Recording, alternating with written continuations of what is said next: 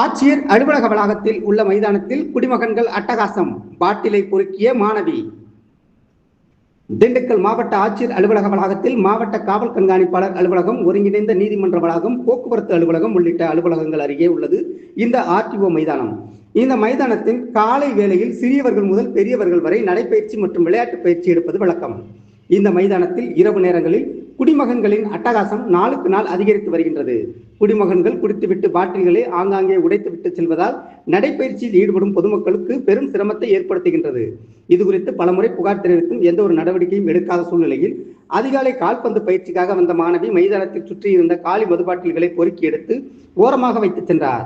இதுகுறித்து மாவட்ட காவல் கண்காணிப்பாளர் உடனடியாக நடவடிக்கை எடுக்க வேண்டும் என்று அப்பகுதியில் நடைபயிற்சி செய்யும் பொதுமக்கள் மற்றும் சமூக ஆர்வலர்கள் வேண்டுகோள் விடுத்துள்ளனர்.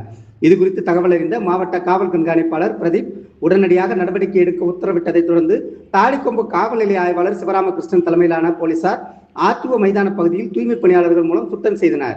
மேலும் அப்பகுதியில் மீண்டும் இதுபோன்ற நடவடிக்கைகளில் ஈடுபடும் நபர்கள் மீது நடவடிக்கை எடுக்கப்படும் என்று போலீசார் எச்சரிக்கை விடுத்துள்ளனர்.